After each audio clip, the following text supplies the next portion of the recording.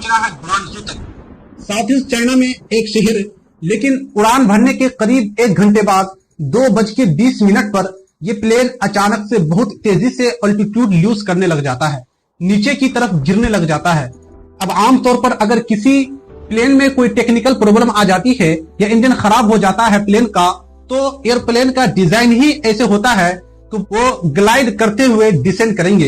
1 minute में कुछ हजार फीट की स्पीड से नीचे गिरेंगे वो, लेकिन ये वाला एरोप्लेन ऑलमोस्ट 30,000 फीट से जमीन तक गिरता है सिर्फ 1 मिनट 35 सेकेंड के अंदर। अगर आप स्काई ड्राइविंग करने के लिए एरोप्लेन से छलांग लगाओगे तभी इतनी स्पीड से नीचे गिरोगे आमतौर पर। लेकिन यहाँ पर एक बड़ा पैसेंजर जेट वर्टिकली नीचे गिरने लगा और 2 मिनटों से कम के समय में एक पहाड़ पर जाकर क्रैश कर गया। जब ये एरोप्लेन नीचे गिरने लग रहा था तो एक दूर के किसी कैमरे ने इस सीन को कैप्चर किया, तो वीडियो फुटेज में क्लियरली दिखता है कि प्लेन वर्टिकली गिरने लग रहा था, नोज डाइव कर रहा था। ये कैसे पॉसिबल हो सकता है? प्लेन में बैठे हर पैसेंजर की मौत हो जाती है और ये क्रैश चाइना के one of the worst aeroplane disaster में अब माना जा रहा है। Administration of China has confirmed that a China Eastern Airlines plane has crashed in the south of the country. It appears it was descending at about 10,000 feet per minute. So this is well beyond what you would see in the event of an emergency descent. So something went rapidly wrong. We don't know what. One of the black boxes was found in the wreckage of the Boeing jet. There is no word yet on whether anyone has survived the crash. इस plane crash ने दुनिया भर के air crash investigations और experts को चौंका कर रख दिया है। आखिर क्या रीजन हो सकता है ये प्लेन इस तरीके से क्रैश किया? फ्लाइट रेडार 24 से लिया गया डेटा आप इस चार्ट में देख सकते हैं, जो दिखाता है कि किस समय में प्लेन कितनी हाइट पर था। शुरुआत में नॉर्मल तरीके से प्लेन ने उड़ान भरी, जो आप स्लोप पर देख सकते हैं शुरू में, फिर 29,000 फीट की ऑल्टीट्यूड को मेंटेन करके रखा करीब 1 घंटे 10 मिनट तक, और फिर अचानक से 2:20 पर प्लेन बहुत ही तेजी से नीचे की तरफ क्रैश करता है। लेकिन चार्ट में एक बड़ी अजीब चीज देखने को मिलती है। करीब 8,000 फीट की हाइट पर प्लेन नीचे गिरते समय थोड़ा सा ऊपर की तरफ जाता है और फिर से नीचे गिरता है। ये जो थोड़ी सी देर के लिए इवेंट हुआ था, क्या रीजन हो सकता है इसके पीछे? ऑलमोस्ट हर तरह की एक्सप्लेनेशन की पॉसिबिलिटी यहाँ पर बताई जा रही है। हो सकता है प्लेन का इंजन खराब हो गया हो, कोई टेक्निकल प्रॉब्लम आ गई हो प्लेन में, हो सकता है प्लेन का पायलट यहाँ पर सुसाइड करना चाह रहा हो सकता है कोई टेररिस्ट अटैक हुआ हो इस प्लेन के अंदर, या फिर प्लेन का पायलट अचानक से बेहोश हो गया हो, या फिर कोई वेदर रिलेटेड प्रॉब्लम हुई हो। उस वक्त search and rescue teams plane में मौजूद ब्लैक बॉक्स और क्रैश रिकॉर्डर्स को ढूंढने की कोशिश कर रही थी, और साथ ही साथ प्लेन में बैठे लोगों को भी ढूंढने की कोशिश करी जा रही थी। कहीं हो सकता है कोई जिंदा बच गया हो। लेकिन उस समय की वेदर रिपोर्ट हमारे पास है। चाइना मेटेरियोलॉजिकल एडमिनिस्ट्रेशन के अकॉर्डिंग उस दिन दोपहर के 2 बजे जहां पर क्रैश हुआ, वहां का तापमान करीब 30 डिग्री सेल्सियस के आसपास था। मॉडरेट विंड्स चलने लग रही थी। आमतौर पर जितनी हवाएं वहां पर चलती है, बारिश फोरकास्ट करी गई थी कि आएगी, लेकिन शाम को आएगी। उस पॉइंट ऑफ टाइम पर कोई बारिश नहीं हुई थी उस जगह पर, और जो विजिबिलिटी थी वो 10 मील से ज्यादा की थी। तो जो भी वेदर कंडीशंस थी उस वक्त वो बिल्कुल भी अनयूजुअल नहीं थी, बड़ा ही नॉर्मल वेदर हो रहा था। प्रॉब्लम यह है कि अब वहां पर बारिश तेज हो गई है, तो सर्च एंड रेस्क्यू टीम्स को काफी दिक्कत हो रही है उन ब्लैक बॉक्स को ढूंढने में। आज 23 मार्च को इसी रीजंस की वजह से उन्हें अपने सर्च ऑपरेशंस को टेम्पोररी रोकना पड़ा। इसके अलावा जिस जगह पर क्रैश हुआ है वो पहाड़ियों के बीचों बीच है और बहुत घना जंगल है वहां पर। वहां तक पहुंचना और ढूंढना आसान काम नहीं है। आमतौर पर फ्लाइट डेटा रिकॉर्डर और वॉइस डेटा रिकॉर्डर को क्रैश प्रूफ बनाया जाता है, लेकिन क्या वो इस तरीके के क्रैश को सहन कर पाएंगे? ये एक बहुत बड़ा सवाल है। एविएशन एक्सपर्ट नील हेंडिसफर्ड का कहना है ये घटना एक एक्सीडेंट हो, इसके चांस बहुत ही कम है। उनकी राय में ये हाईली अनलाइकली है कि ये चीज एक एक्सीडेंट हुई हो। उन्होंने एयर फ्रांस की फ्लाइट 447 का एग्जाम्पल लिया जो 2009 में क्रैश करी थी। उस फ्लाइट में टेक्निकल प्रॉब्लम आ गई थी, तो पायलट्स कंफ्यूज हो गए थे उसकी वजह से। लेकिन जब प्लेन क्रैश किया तो धीरे धीरे वो डिसेंड किया था। लेकिन अभी का ये चाइना का प्लेन क्रैश, ये प्लेन एकदम एक पत्थर की तरह आसमान से नीचे गिरा है। अगर ये चीज किसी एक्सीडेंट की वजह से हुई थी तो ये एक्सीडेंट बहुत ही भयानक हुआ होगा। या तो प्लेन के दोनों विंग्स टूट गए, या प्लेन पर कोई मिसाइल चलाई गई हो, या प्लेन आसमान में किसी चीज के साथ जाकर टकरा गया हो, तभी ये प्लेन इस तरीके से नीचे गिर सकता है।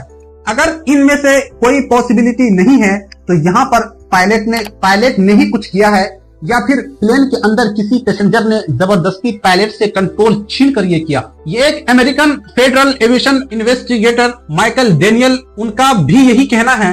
वो कहते हैं कि ये क्रैश मोस्ट लाइकली एक फॉल प्ले था, किसी आदमी ने ये चीज इंटेंशनली करी है।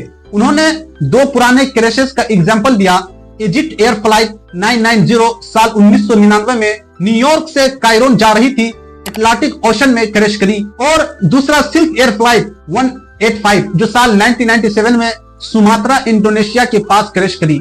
ये दो ऐसे रियल एग्जांपल है जहां पर एरोप्लेन्स इसी तरीके से बहुत ही तेजी से नीचे गिरे, और इन दोनों केसेस में प्लेन को इंटेंशनली क्रैश करवाया गया था पायलट के द्वारा। कुछ लोग प्लेन के मॉडल पर भी सवाल उठा रहे हैं। इससे पहले जो सबसे रिसेंट प्लेन क्रैशेस हुए हैं दुनिया में, 2018 में और इंडोनेशिया में एक प्लेन क्रैश हुआ था, और 2019 में इथियोपिया में जो प्लेन क्रैश हुआ था, उन दोनों प्लेन क्रैशेस के पीछे रीजन था प्लेन की बनावट में जो टेक्निकल प्रॉब्लम्स हैं, वो दोनों प्लेन क्रैशेस हुए थे।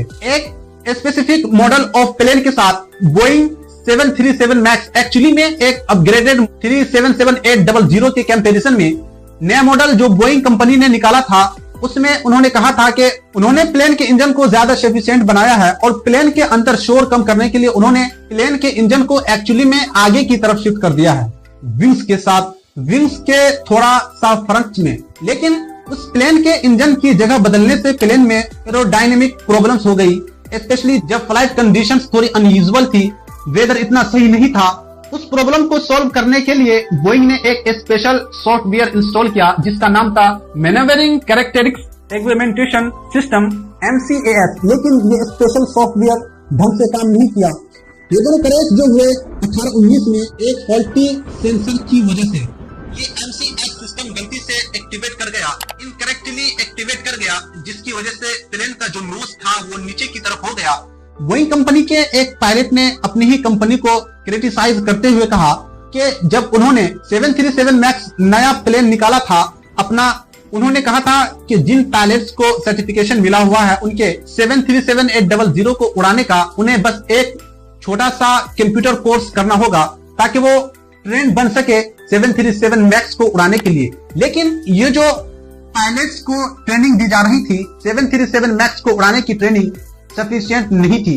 फिर बाद में पता चला कि यूएस की फेडरल एविएशन एडमिनिस्ट्रेशन को बोइंग ने ढंग से बताया भी नहीं था इस नए सिस्टम के बारे में, इस MCAS सिस्टम के बारे में। इन्हीं कारणों की वजह से जनवरी 2021 में यूएस के डिपार्टमेंट ऑफ जस्टिस ने पाया कि बोइंग कंपनी ने यहाँ पर यूएस सरकार को डिफ्रॉड करने की कोशिश करी है, इसलिए अब उन्हें $2.5 बिलियन का फाइन भरना पड़ेगा इन चीजों की वजह से।